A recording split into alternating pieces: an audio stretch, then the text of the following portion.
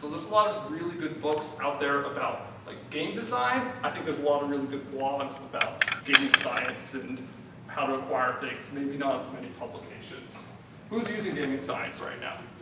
All the top grossing companies in the App Store are using these techniques. Market analysis, optimizing who is playing their games, optimizing the experience of people playing their games. So Greed, Pocket Gems, King.com, so look at the top 50 grossing. These guys are firmly planted there, so they figured it out. And the interesting thing when you look at these companies versus kind of the established guard in the gaming industry is these guys are new, right? These guys have or made the transition well. EA still is figuring it out. Older companies, Activision, Blizzard's going to come up in there at some point, but we're in transition right now, which is really exciting for smaller companies because it gives you, as a smaller company, an opportunity to enter this market if you're smart about doing this, because this stuff can be studied, can be learned. So I'm going to talk about using a trend to find what the next big thing is. And I'm going to talk about 5 specific ways of doing that. I can't tell you exactly what the next big thing is because in mobile it changes every 6 months, right? So like what you would work on last year is not what you would work on this year. It's not the opportunity from 6 months or a year from now. But you want to have ways of looking at the market so that you can have a lens to keep evaluating it on a consistent and changing basis. One of the things I typically did as like kind of a daily routine was just to look at the top grossing and the top free list every day at Zynga. It's one of the simplest things, and like after day after day after day of doing that, you're like, oh, there's a lot of these type of apps going down, or there's a lot of these type of apps coming up on the top grossing list. I wonder if that's an interesting trend, right? So you can do that, or you can use a third-party service like App Figures or Searchman SEO to look for specific categories and kind of see how apps are performing in there. So 5 techniques I'm going to talk about: where there's smoke, there's fire; where there's fire, there's fire. Looking at adjacent regions, looking at adjacent platforms, and then creating new IP specifically tailored for mobile gameplay. So where there's smoke, there's fire. So, or if you're lucky, a barbecue. Is that your cat? That's not my cat either. I don't even have a cat. I just. It's established. He doesn't have a cat. Leave the guy alone. Stop asking about cats. Just ask me questions about the presentation on cats. So leading indicators. So your barbecue? So leading indicators, right? So this is about finding a market before it evolves, finding some sort of hints that say like, all right, is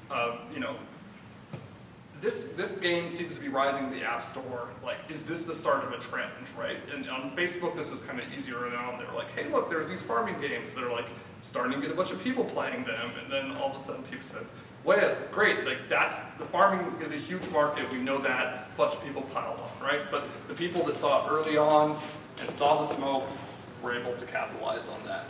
So ways that you do that in mobile. You want to look at categories. Like, so it's a good way to just section things off. So think about like casino or action adventure and use tools that track what's going up, flying up and down those categories. So you see a title, I think a really good example of a category that's been right for the taking for a long time is photo trivia games. All right, so 4 picks 1 word all of a sudden goes up there and it's like, okay, great. Like, here's something, went up the categories, stayed up the charts for a while, and now all of a sudden we see like all different types of photo games going on, right? So, but that's something that right when 4 picks came out, that you can identify early, then you can say, okay, great, photo trivia is probably going to be a big category. So when you say category, you don't mean the categories in the App Store, like action adventure would actually be a category in the App Store, right? Yeah, well, trivia is a category, right? So the app stores have slightly different categories depending on iOS and Android. Casino is another one, right? So casino categories, we're a social casino company. We like to look at what types of games are rising and falling up the free charts, and what games, when they rise up the free charts, rise up the top grossing charts. So through that, you can say like, all right, we know that video poker is an interesting category because there's obviously some games that float up the top free charts quite a bit and stay up the top grossing charts, but there's not 4,000 of them like bingo or poker or slots, right? So this is what we talk about when we say that like, it's an emerging category. One really interesting category to me right now is I think X-Wing type flight games, if they're adapted to mobile properly, could be a really large category, right? Because we know X-Wing was huge and those kind of space flight simulator things are huge. So we've seen some decent racing games, we've saw some like Apple feature of the week. So wait, just to type of stuff. clarify for the audience, because Yep. I had someone who's a naysayer to your way of belief talking to me right before the event. You were not talking about fast follows. I'm not talking about fast falls when I say there's smoke, there's fire. Just thought I'd clarify. Wherever that guy is, he's hiding. There he is. Yeah. So when you're talking smoke, there's fire, there's kind of like, all right, another good way to look at it is there a really low quality app that's gaining a ton of traction, which kind of suggests like, hey, there's demand in this category, right? Like the quality isn't that great, but people are playing it because this is an experience they want to have, but they haven't been able to do on mobile till now. Where there's fire, there's fire. This is a fast follow, right? I mean, this is like basically saying, look, farming's a huge category, right? So I think we'd ask the question, right? Was Heyday a fast follow of mobile farming games, right? I mean, any opinions on that, right? I mean, it's doing really well, but is it a fast follow, or did they innovate enough to say like, oh look, these guys did this more 3D ISO thing, they innovated on touch really well, so you could argue like, hey, that was a little less of a fast follow. But if you look at something like Farmville and then Farm Story, like Farm Story was clearly a fast follow of Farmville, right? Like it was almost the exact same game. But the thing to think about when you're saying there's fire, which is like, there are just known huge categories out there that can fit lots of titles. So farming is huge, city is huge, crime is huge. Some of casino, like poker is a huge category where it's like, all right, like if I can go build a poker game and enter here with like a slightly different twist or a different theme that's going to let me capture a different community that's maybe not getting served by the huge mass market poker community. If I create a unique experience, I can build an audience, I can build a business around that. Were you going to talk to distro strategy? Yeah, so I think AJ, who's the distro expert, will talk more about distro, but when you're doing a title in a category that already has people, it's even more important to get your distro right, because you're not going to have a huge unexposed market that's never played a farm game before. It's going to be like, okay, how do I get this in front of people? So techniques for that are, either have decent amount of venture money to just buy your way into the category, partner with distribution, a publisher, which people have different opinions about, partner with an IP owner, so the thing is a little more naturally sticky and naturally going to get up the ranks and have more organic word of mouth. So, that Spurs, I think, is a pretty good example of people like partner with somebody recognizable, but that becomes even more important when you start talking about more crowded markets and more mature categories in the store. So analyze adjacent markets, regions. So this is a graph of a service with desktop page views and mobile page views. And we can see after a while, the desktop kind of levels off and the mobile takes off into the stratosphere. Can anybody guess which service this is that's out in the market right now? Facebook. Facebook. I mean, I think everybody will say Facebook. And you'll be wrong. This is Mixi. This is 4 years ago in Japan. So when you say, like, how can I predict what's going to happen now in the future? I can look into the past, right? The Battlestar, whatever's happened, this happened before and will happen again. Battlestar Galactica fans out there. That should have been the title of the slide. That's a good title. But yeah, so basically this is Japan's largest social network, and Mary Meeker does a presentation every year about the trends of the internet and trends in mobile. They're like must-read presentations if you want to understand what's going on. Sorry, who was that? Mary Meeker. She's an analyst for Kleiner Perkins. Yeah. Yeah. So But here it's very interesting because it's like, all right, so over a 3-year period, we saw mobile starting to eat up away or match all of the web traffic. Web doesn't grow anymore, and mobile just grows and grows and grows. And so looking at that now in like 2011, 2012, we can say, what's going to happen to Facebook when mobile takes off in the US? And this is what's going to happen. This is what is happening to Facebook right now. And this is what also has happened in the gaming market. So if you're somebody like a large company that makes mobile Facebook games, you might want to say, gee, our business is about to be disrupted because we can study something else that's happened in the previous market. And I come from a MBA business school background, and this is why you read case studies, because you can study markets over and over again, and transitions repeat themselves. So you can look back at companies, whether it's like early microprocessor days, companies that innovate in glass, or things like that, but they will give you clues into identifying these situations that are happening now and what might happen in the future. Quick question, do you think, is there a particular geographical region that seems to yield better results in terms of what would predict trends like in the Western market? For example? Yeah, I would say that part of this thesis here is that the Eastern markets are 2 to 3 years ahead of the Western markets right now in the types of things that are popping up, and over time we saw look. I've heard this a lot. Nobody will ever pay for virtual currency in the Western market. It just won't work. There's a different behavior or whatever. And there's been farm games and all those type of games in the Eastern market for a long time. And then bring it over to the Western market, does really well. U.S. markets, won't have this type of social network behavior. U.S. markets won't have card battling behavior. They bring the card battlers over here. They blow up. I think the most recent one probably is Puzzles and Dragons, where it's like it's card battler combined with the match 3, and suddenly you see like, all right, it comes over to this market, and I just imagine we'll probably see 5 to 10 of those type of puzzle match 3 type card battler games in the U.S. market in the next 6 months. The mobile's interesting because it always tends to be like a 6 to 8 month delay. Like I'm kind of getting ready for like all the very Clash of Clans type games to come out because it's right about that time period.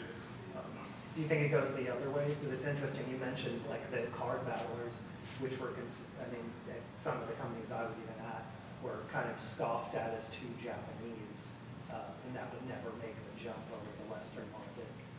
Does that go the other way? Like, are there games like the build and clear games that just are unable to get any market traction? I think we saw like early on in mobile, like I think Pocket Jams did pretty well internationally, right? Because they had a game that they didn't have to localize very much, right? It was like, here's your animal, click on your animals, and so it was like up a lot of those charts. I think some of the casino games are doing pretty well versus sort of like the native ones.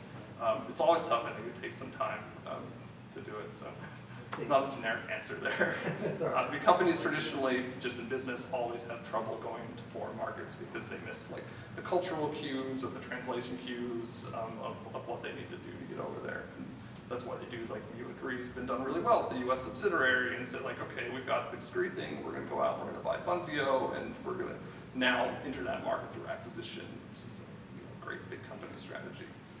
Doesn't help as a startup though, because I can't get into Japan by buying a competitor.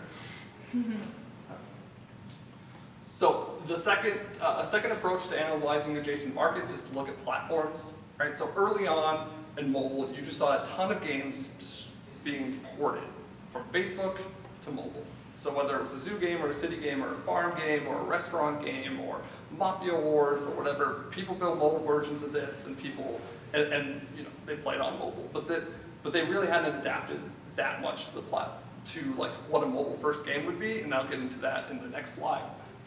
But I think right now, really interesting areas to look at, portable gaming devices, almost anything made for the Nintendo DS could probably have a really awesome version of that type of game on iOS, right? Because it's all just that touch finger tracking thing. One market that comes to mind is like kind of the girl sort of dress-up doll crafting type of games that were pretty huge on the DS. There are tons of titles there. I don't see like that quality of title on mobile, except you see kind of like It Girl and those more sort of Style me girl. style me girl, right? Just giving people the opportunity to be creative and like make a dress or paint fingernails. There's actually a fingernail one high up the charts today. That's why I mentioned it. But there's plenty more where that's there's plenty more where that came from, right? Mobile's still early. There's a lot of gameplay types that I would love to see over there. I'd really like somebody to build like a Castlevania type game. I think would work great on mobile because it's not necessarily like a fast twitch thing, but it's sort of the adventure category. Nobody's built anything there, but you can bet that they will, because these type of gameplay worked on other platforms. They'll work on mobile if they're adapted properly to the device. Which gets me into sort of the last thing to think about when you're thinking of these lenses for approaching, like how am I going to figure out what games to build, which is creating new IP specifically for mobile gaming. So in the second phase of any new market, first people just take what they did before and they put it into the new market. The second stage is people actually adapting for the characteristics of that new market. So in this case, CSR Racing is my favorite example. So these guys, there's a ton of racing games, so these guys basically said, look, what do we know about mobile? Like, user interface, it's hard to put input on user interface. It's hard to control a car, right? Said, oh, the play systems are really low, are shorter, right? So you don't really have that much time, but you need kind of snackable play sessions.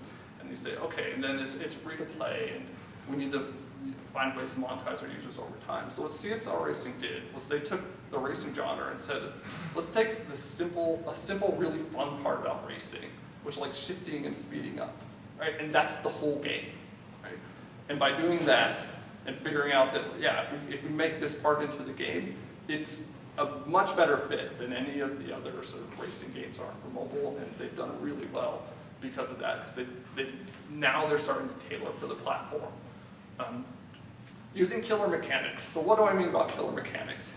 When you look at any platform, there's things that you can identify about the platform that just work, right? So people will discover that like turn-based gaming, like Words with Friends, just works, right? Because of it's viral and lowers your acquisition costs, but it also helps with the play session time and the way people use a mobile device. So it's like, what other things can you identify and put in your quiver, put in your playbook that work on mobile? You say, okay, well, appointment-based gameplay, where I send a push notification after 5 hours because they did something, I need to go back. So a game like Dragon Veil uses appointment-based gameplay. A game like Words with Friends or Running with Friends uses turn-based gameplay. There's a whole series of those things that you can like use as a toolbox to innovate and build on top of that are mobile-specific, and to some point almost required for success in mobile gaming, right? Like it's hard to create a game that has great retention and great engagement and all those things. But underneath the mechanics, there's some fundamental things that you have to understand. The Medici effect, this is one of my favorite books, so I try to get into presentations whenever I can. This is the idea that you can take two random things and combine them and be more creative. So the more things you try, the better chance you have of success, is the basic thesis here. But think about like your porn star name generators, right? So you take the street that you live on and like your mother's maiden name, right? You combine them together and there you have your porn name. But that's a tool for creativity, right? It's taking things out of this list and that list. So when I say Medici effect on mobile, I'm going to say, all right, let's think of action adventure games and say like, let's build a X-Wing style flying game and let's make it an endless runner, right? Or let's build a turn-based version of a farming game that you like play with your friends, right? So combining all these things in a ton of different ways and putting them through like an early play testing or early validation with people is a great way to like discover sort of new creative ideas for stuff that you can do on mobile. A really nice way to go about this too is to kind of hold one side of it constant to say like, all right, like we know that turn-based stuff really works on mobile, so like let's apply a bunch of stuff to that, right? Or let's find something else that really works on mobile, like city building or something, and then like apply a bunch of creative combinations to that and see where I come out with on the other side. And the last one is kind of a little boring one, which I said before, which is just leverage existing brands on top top of mobile display. So those are the 5 things that you can use when you're looking at mobile and how to build your next hit, right? Looking at the ecosystem and trying to decide what's going to work. What are some of the tools that let you do this on a more analytical basis? I've listed a few of them here, and these are sort of must-use tools on the platform right now. So Searchman SEO. So say you want to build a casino game. Go to Searchman SEO, search for casino, and see what the top games are, right? See if there's, you'll see a bunch of slots, poker, or whatever, but then also see like, okay, what's missing from this list when I search for casino, and where's the opportunity there? App Figures is real-time rank tracking, so you can look at any category or any competitor's game and see how they did when they launched. It says historical tracking by the hour. So I can go and say like, all right, what happened with Temple Run when they launched, right? Did it take off like a rocket right when they put it out? Or did these guys iterate and slow burn and eventually take off? And what you'll find is Temple Run actually didn't take off the first day it went out.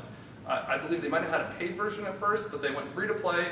It kind of simmered for a long time, and then Christmas, the thing just blew up into the stratosphere, right? So that kind of tells you like, all right, let's think about realistic expectations. What's my go-to-market? I'm a small sort of micro studio. What's my go-to-market strategy going to be? It's like I'm going to put a game out, and I've got some time that I'm going to have to spend iterating on it, testing it in Canada, figuring out this market and how it can work right. And then it can be a huge game and blow up into the market. Competitive tracking is also really important here too, which is just like, if I launch my game, how are other games ranked as opposed to me in the market? App Annie does similar stuff to that, but it's got better feature tracking, which is what games my competitors are getting featured, what games are just getting featured in general, so I can start to think like, okay, what are interesting categories? The last 3 are more post-launch analytics metrics tools that I really like. Distimo, Flurry manages everything. And then I put Nintendo Power here because I think looking through old magazines and old sources is a really interesting way to come up with ideas, right? So in 1989, what was the #1 game in the Nintendo Power Top 100? Like, that game was probably really cool, and there's probably no new mobile adaptation for it. So go back and see if you can figure out how to recreate that type of game for the mobile platform in the modern era. Right? Like Harvest Me? Yeah, exactly. Some good reading. The Art of Game Design. This is just one of my favorite books on game design and how to think about I talk a lot about the science of like market analysis and categories and all this kind of stuff, but if you think about like how games are built from the bottom up, which I haven't talked about at all, with mechanics on the bottom and dynamics and the theme that you lay on top of it and the engineering that encompasses that, this book like covers all those type of things, especially for people that are early in getting in the market and might have more of a geeky engineering or MBA background like myself. Like, it helps a lot. And then I have an article in Beat last month, that's a shameless plug. You can go and read that. But that's what I've got. And like I said, I think what we're looking at right now is like huge opportunities and early days on mobile. And there's especially opportunities for people that have been making games for a long time. There's opportunities for small studios that want to create companies into this new market, and the key to that is going to be understanding how to make a great game, and fundamental part of that is using the science to understand what you're building for in your market and all the pieces of the puzzle. So, thanks very much.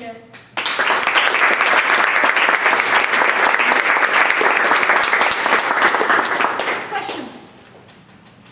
It's so clear you're all going to make the next multi-million-dollar company. Wow. I'm down. And as you do that, you can apply to the YetiZen Accelerator program. No, seriously, any questions? Okay, no questions. All right, There's some sorry. questions here. I know. There's a question. I keep hearing stuff. I have to apologize. Is there a question? Yes, it is. Do you see any room for kind of longer form games? I mean, you mentioned Nintendo a lot, which obviously I'm a fan of. But do you see any evidence that like a longer form game like a Zelda or a Animal Crossing or games like that could ever gain traction in the mobile space? Or do you think that those types of games lend themselves much more to like a dedicated? I want to believe that there is room for a Zelda game because it's my #1 game of all time. I mean, I'm talking about the original NES one, and I think especially on the tablets, I mean, where you have more of a lean back experience, much longer play sessions, like I think that definitely will happen. Like whether a long form game will be like a dominant mobile game because it's kind of hard when you only got like a minute or 2 minutes on mobile, like I think there's more room for that on tablets than mobile right now. Do you see any possibility of monetizing a game like that, though? That's what I've often wondered, like, I mean, could you monetize progression in a game like that, for example? Because it seems like the point of a lot of monetized games is that they essentially are endless, and that's how they monetize so well a lot of times. Yeah. I think if you look at a good game, like, so Zelda in a way is kind of like a puzzler, right? Like Candy Crush, where you're like progressing from level to level and level. And so like how does Candy Crush do it? Like they basically monetize on lives, and they monetize on there's social gates in there where you have to like get some friends to let you get to the next land or something. I think you could put those type of mechanics in to get people that want to play extended sessions will have to either be social or pay. Do you have an opinion about the relative importance of a polished UI versus strong game dynamics? And I don't know, just any thoughts about that? If you lived in a world where you couldn't hit 10 on both. Yeah, I think you can win with strong game dynamics and a less polished UI, but if you have a really polished UI and bad dynamics, you're screwed. Right? I mean, the number that's impossible to move is retention, right? So people can remove from monetization, they can move the polished UI, get people into the funnel, but when it comes down to it, games have certain characteristics of retention that are the dynamics drive. Wouldn't you say that, you gave it as an example that you can look at existing markets as a means of predicting what's going to happen in future markets. Mobile games have existed since the 80s or earlier, in the 70s really. And there hasn't been long-form games in that market or as long form of games as the non-mobile market. So wouldn't that suggest that by looking at the previous predecessors that you are damned to have an arcade-style experience from a mobile game? Well, I would say that the mobile market on smartphones is not the mobile market on like a modern touch. So our feature phones is not the mobile market on a modern touchscreen device, right? Which extends that. But I also do agree that I think, like I mentioned earlier, that tablets is going to be the space. I think people that are playing like Clash of Clans for like 30-minute play sessions are playing that on tablets more often than on mobile.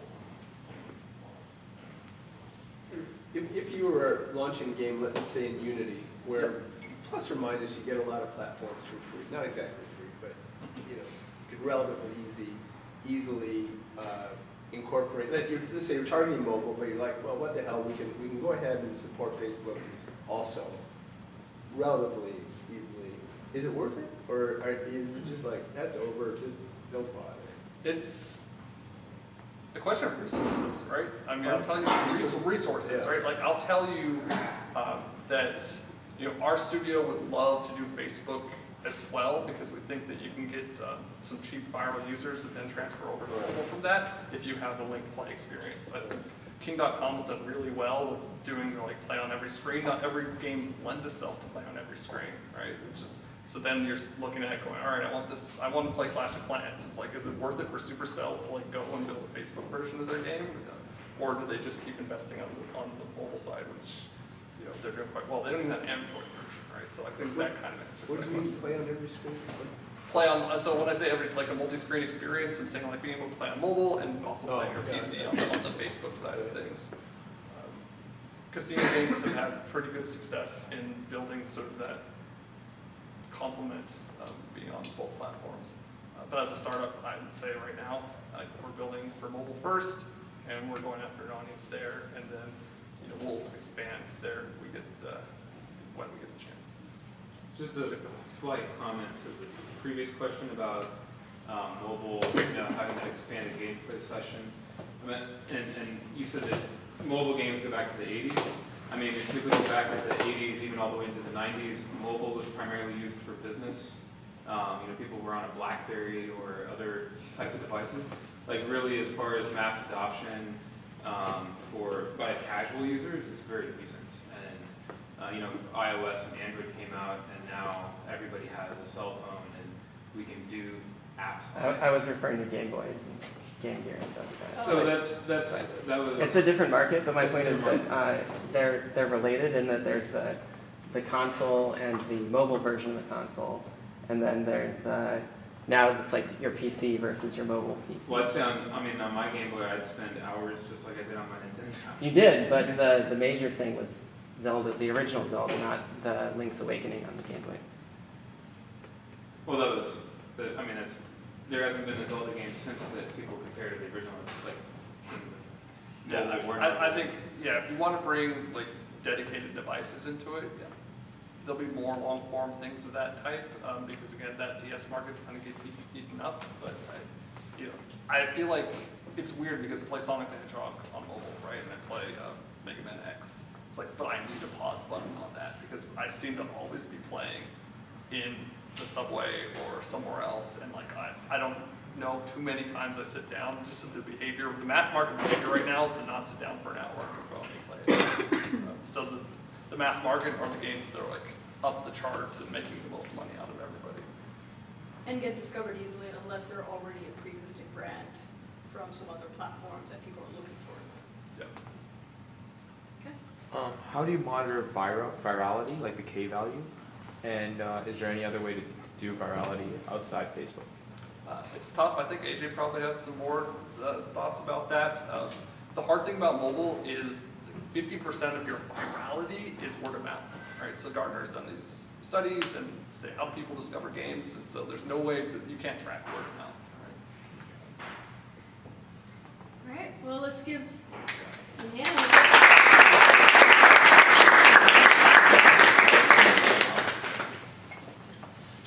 Hi, my name's AJ Yeakel. So Stephen talked a lot about game design and different trends that you can jump on to make your game successful. I'm going to focus more on the user acquisition piece of the puzzle. So Stephen and I worked together at Zynga. I was there for about 2 years, and I focused on marketing and revenue, where I led those efforts for the company. So today what I'm going to talk to you about is some of the benchmarks and best practices you can take for a mobile game and apply to your strategy.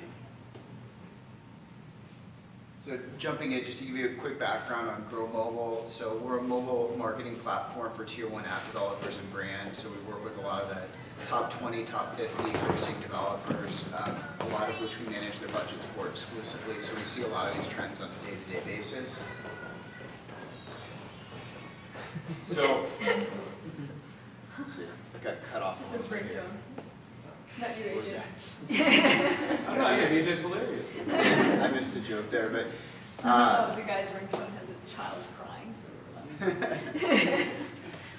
so one of the most important things that you can do is fit your UA strategy to where your game is in its life cycle. So if you're early on and you're pre-launch, it's important to think about what you're going to do during beta. If the game is just launching, think about the launch phase of your game and what you're going to do to grow it. If it's steady state, think about that stage. If you're at the end of your game's life cycle, there's a different set of rules that kind of apply to what you should be doing. So as I move throughout this presentation, I'm going to talk about each of these individual stages of your game and how to think about user acquisition as it corresponds to that phase of the life cycle. So one of the questions that we get most frequently from big developers and small developers is where to beta. And I think somebody spread a rumor a couple of years ago that you have to beta in Canada. You're sorry. That was a law. So we hear it from everybody, and Gree went really aggressively into Canada and bid up the prices. Now the Canadian traffic is more expensive than US traffic, UK traffic, and it's a little tiny market. So if you're Zynga and you're putting out the next Words with Friends sequel, it's a great place to go because you're going to get enough users fast to understand how you should tweak your game.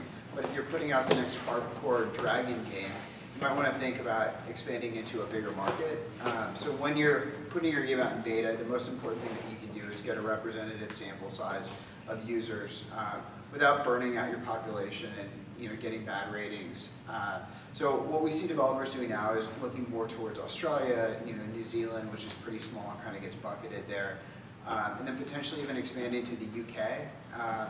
One of the markets that Apple recommends that you look at is the Philippines because the users are most critical. So that could be a phase that you look at early on in your user's life cycle as you're looking at retention, as you want to improve different features of your game development before you're looking at the monetization piece. But if you look at Australia, the UK, New Zealand, Canada, bucket those together, those markets perform relatively similar to the US, enough so that you can get a good gauge on how your app will actually perform once you roll it out to the US market, which is where I would say most developers are making at least 50% of their money. I just want to make sure I understand that the reason for this strategy is to avoid pissing in your own backyard if it turns out to be kind of a crappy game. Is that the idea why you do it somewhere elsewhere that's smaller so that you don't spoil the main target? Is that the... Yeah, I think that's why most developers will do a beta. It's to get initial feedback. I think a lot of people have in the back of their mind that the game is going to be huge. I mean, every game developer comes into the space thinking that they've got the next hit on their hands. But I think it's important to be realistic about how many users your game is going to reach organically. But most people will beta so that they don't blow the US market out of the water, acquire every user with a game that's suboptimal, and then not be able to hit them again. I'm all in favor of the beta, but I had naively assumed that there could be some sort of limited beta, but it would still be here in the US, just that it was a limited number there. That's a really good point. So what you'll see big companies do, to the extent that you can provision enough devices, is do some kind of like company play test, or get your groups of friends to download the app via test flight, or different things that you can do there. What you typically lack when you do that is the monetization data. Unless you really get that real core group of users, you're not going to see a representative sample. So that's why you see the bigger developers, or even some of the smaller ones, releasing to Canada, Australia, what have you, to see what real users are going to do within your game. And when you get people that aren't your friends playing your game, how they're going to rate it. You want people to be really brutally honest, so that you can fix all the bugs before you get it out to kind of a broader audience. So when you release to Canada, you're not calling it a beta because Apple won't even let you release a beta, right? We know it's a beta, but you're calling it a real release. Is that what's happening? Good question. Yeah, I mean, functionally it's a beta. It doesn't really matter what you call it. You can't put beta on your app when it goes into Canada. But that said, developers are releasing in that market and some of these other markets before they're releasing in the US, and functionally treating it like a beta without calling it that. Does Canada know this is happening? They definitely know, and all the app reporters know too, and so they'll scrape all the app stores, and progressively it's even weirder countries, like you start to look at the Nordic regions, and you see Zynga launching there now because they know that all the reporters are looking at Canada, and so it can blow out their press plan. So is Philippines culturally similar though? Like in terms of gameplay, I mean. Yeah, well, they have a large English-speaking audience, and so it's one of the reasons that U.S.-based game developers will launch there, because they can hit people that can speak the language. You get a really hardcore group of users that actually might even play longer than U.S.-based users. So people go there, and they know that these users are hypercritical of gameplay and aren't afraid to share their opinion.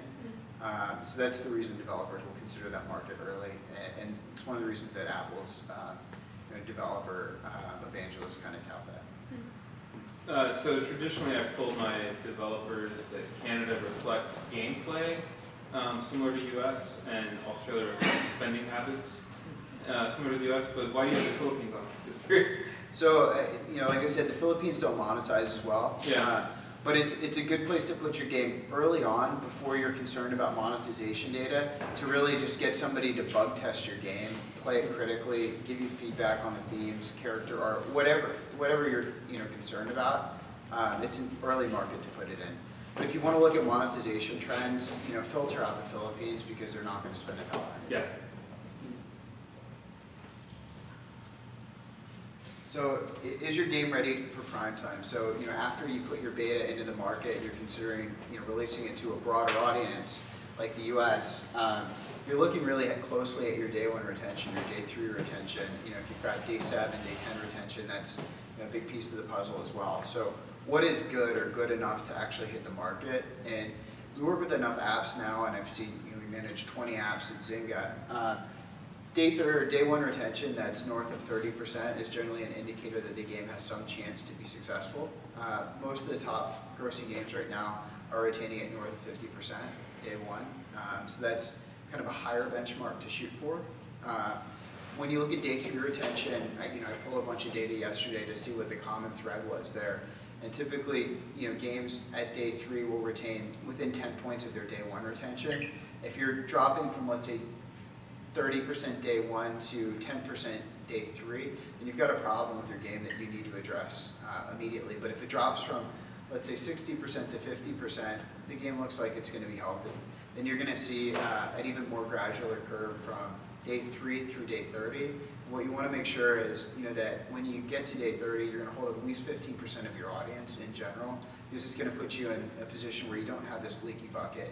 You've got a funnel that actually can hold users where you can incrementally grow the game. So if you were to look at like a draw something, and I left the company before that game actually plummeted, but the reason that it did was they had awesome user acquisition growth where they didn't spend a ton of money to pop up to the charts, but they got everybody in America to download it. The problem that they did have was they didn't have a solid retention strategy. So by the time you got to day 30, you're looking at 10% or sub 10% day 30 retention. So you really have this leaky bucket. You don't have the chance to get back your users. So a draw something is a really good example of why a beta might be important. Because if you saw that same trend in Canada and you got let's say 20% of the Canadian audience, you could have addressed that retention problem before you went to the US and had a bigger hit on your hands. So how does your game monetize? It's important if you're looking at in-app purchase-focused games, and these are everything from social casino games to resource management, harvest games, mid-core, hardcore. I would make sure that your ARPU is north of 10 cents before you really try to do much. So it's a really competitive ecosystem for non-viral games right now. So you want to put yourself in the best position to go out and aggressively acquire users, because that's what you're going to need to be able to do to build any kind of a decent-sized company in this space. So if you look at the casino space, the numbers are generally north of 10 cents. You see the top grossing poker apps monetizing at north of 25 cents on average. If you look at mid-core, hardcore, you see 50-cent ARPUs. Hardcore, that category alone could be north of $1, $1.52, depending on the game and the audience and the mechanics that are in place. So make sure that your monetization is really, really sound before you go out and do any user acquisition. If you've got a casual game, which I'll talk about in a little bit, your strategy can be a bit different there. But if you're building something where you're going to focus on doing sustained user acquisition, make sure that you monetize and that the strategy is sound. What's the full definition of ARPU? It's daily average revenue per user. So what you're looking at is typically your net revenue and then dividing that by your DAU, and then that's going to give you your ARPU number. So that's including like ads and not just IOPs necessarily.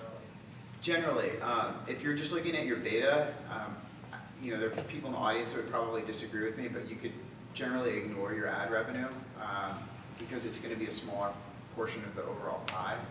If you've got a more casual title where it's a big piece of the puzzle, then you can include it for your modeling purposes. But typically, ad revenue is pretty predictable and it's constant.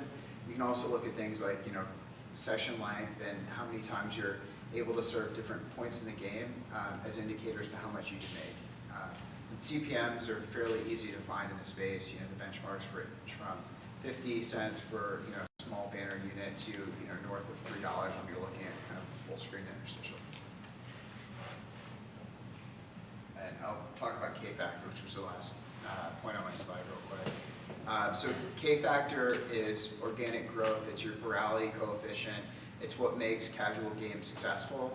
So if your game is casual, it's something that you should actively be looking at. So if you're promoting a casual app, it could be a turn-based game, it could be an arcade game, something that can't necessarily sustain with user acquisition.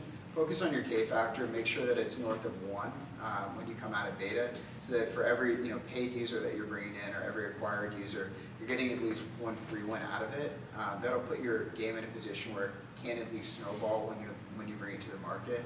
It's not to say that 0.75 couldn't work, but I would shoot for 1. That's typically what I've seen as being successful. Games like Words with Friends sometimes have north of 10. How are you measuring it since virality on mobile is word of mouth? Very good question. So there's no perfect way to measure virality. But what you can do is, if you are paying for users, you can look at the total number of users that have come in. You can deduct out what you paid for, what you know to be driven by yourself. So if you've done an email blast, you can actually track that. You can track it via fingerprint or whatever you want to do, and try to back out all the sources where you can at least reasonably guess what the impact is in terms of your installs, and then look at the total number and make an assumption there. Early on, for most games, it's pretty easy to do. Once the games get much bigger, there are a lot of factors that can influence things. Like Steven said, word of mouth is probably one of the biggest drivers, if not the biggest driver in virality these days. And so it's hard to measure, what I told Steven yesterday. There's just no way to track it. Within web, there are much better indicators, and there's less word of mouth happening. So what you do within Facebook web doesn't necessarily apply to mobile. And you're not going to be able to be statistically perfect here, so I wouldn't even try. I would just try to get it as good as you can, and try to come up with something that is conservative. So moving into my next point, before you really go out and do a launch or any aggressive growth, it's important to think about what your expected lifetime value is. And the reason I say expected is it's not always applicable to look at what your lifetime value is today. So when you launch an app and you've launched in Canada, let's say, and your DARPU is 5 cents because the game is early on in its monetization cycle, that may return a lifetime value that's 50 cents or 75 cents or something like that. And that doesn't put you in a position where you can go out and acquire off of that number. So even if you want to be conservative, you're not going to have any user acquisition options. What's more important and applicable to do is to look at similar games in your category and pick a conservative benchmark to look at, and try to deduct and see what they're doing in terms of lifetime value, and figure out where they are in their life cycle, and use that as a proxy to go out and acquire. Because if you don't do that, you're kind of shooting yourself in the foot where you're not going to give your game a chance. As part of that, one of the things that you should do is you should figure out whether or not your game is front-loaded or back-loaded from a monetization perspective. So if you look at games in the harvest or resource management category, a Farmville would be a good example of that. Those games monetize early in their life cycle, and then you need to continue to produce new content for the users to monetize. If you were to look at like a poker type game or some of the other games in the social casino space, they monetize later on in the life cycle after the users become invested in the game, gets competitive at tables, and then starts to monetize later on. So hardcore, mid-core generally falls into the latter half bucket, and then if you were to look at like harvest, resource management, casual, they typically manage or monetize earlier on in the funnel. Another thing that you should be thinking about, to the extent that you can get the data, is trying to predict what your lifetime or your average lifetime of your users is going to look like. And what we do is we fit a retention curve to each category of application to make a smart prediction about what the user is going to do within our tool. But you should, on your own, be looking at different benchmarks and all the tools that Steven mentioned to figure out, how long an average poker user sticks. Like, what does their day 30 retention look like from what you can tell? What is their average monetization? And you can use that to proxy what you should be doing. So, burst versus sustain. I think this comes up a lot, particularly when you see the app gratises of the world, pushing apps up to the top of the App Store. It's a hot topic. The way that I like to think about this is, if your game is at an LTV of, let's say, $1.50, the bet that you're making as a company is that your app is going to be viral, because you're not going to be able to pay for a lot of users, generally. I mean, there's some exceptions there, but if you've got a broad-scale game that doesn't monetize very well, I would focus on doing a burst strategy, trying to build some critical mass with your burst, and letting kind of user growth go from there, and hopefully your K factor takes you to the point where you've got a successful game. A good example of that would be like a Draw Something or Words with Friends. There are some outliers that kind of fall into that category, like a Candy Crush, where they monetize extremely well, and they're so casual that they can burst and they can use sustained and they can do whatever they want. But it's definitely more of an exception than a rule. So if you look at games that monetize at north of $1.50 LTV, these are games that can actually afford to go do some user acquisition and pay for users on a regular basis. So these games, can pay to sustain spend. They also may want to burst if the cost of the burst is less than what they're actually going to get out of it. And so it's important to try to proxy how many free users you're going to get when you do a burst. based on the position that you're going to hit and how viral your game is, you know, what App Store distribution looks like that week, how many users are searching for certain things. So as long as the value that you're going to get exceeds the cost of a burst, we'd recommend doing it if you've got the funds to. Can I? Yep. So you said depending on how many free users you're going to get out of the burst. I know last year I used to see about 3 to 10x organic on top of what you would spend. What do you, if you got in high enough into the charts, what are you seeing the range at now? It really depends on the category. So we've seen games they still can do a 10x, but the game needs to be really, really broad appeal, casual, have a good icon, and take off kind of on its own. But if you put something like the 8th Dragon game into the market, and you've got King of Dragons with the dragon icon, your organic is probably going to be less than 20%. So that would be kind of a benchmark number that I would proxy on. 0.2. 0.2, yeah. I just want to clarify that your LTV values here are averaged across all users who ever downloaded the game, not just those who eventually ponied up for some amount. Yeah, that's a good point of distinction. We look at overall installs that are coming in the game as a good proxy.